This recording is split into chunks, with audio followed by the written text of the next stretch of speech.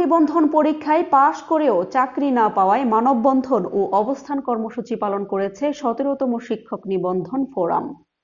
এ সময় তারা গলায় রশি বেঁধে রাজধানীর ইস্কাটনে এনটিআরসিএ কার্যালয়ের সামনের সড়কে অবস্থান নেন। চাকরি প্রার্থীরা জানান, তারা ১৭তম শিক্ষক নিবন্ধনে পাশ করলেও চাকরি পাননি বয়স ৩৫ শেষ হয়ে যাওয়ার কারণে।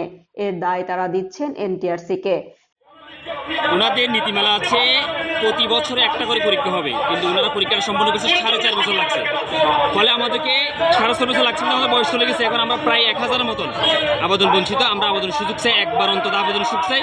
আমরা কোনো চাকরি চাই না, কারণ আর অথবা আমাদের ৬০ বছর ফিরে দিতে হবে। এই দুটো দাবি আমাদের, একবার আবেদন সুযোগ চাই, না হলে আমরা ৪ বছর ফিরে চাই।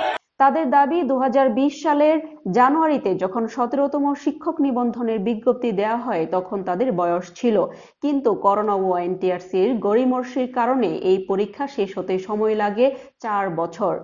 এই সময়ে ৭৩৯ জন চাকরি প্রার্থীর বয়স সীমা ৩৫ বছর শেষ হয়ে গেছে।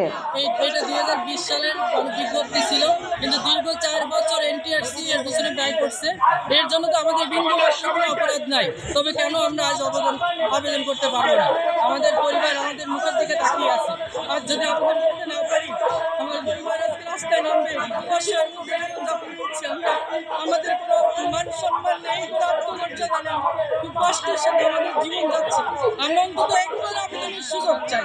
এই যে সার্টিফিকেট অর্জন করছি, কিন্তু কোনো আবেদনের সুযোগ পাচ্ছি না। অন্তত একবার এই আবেদনের সুযোগ চাই, এটাই আমাদের দাবি।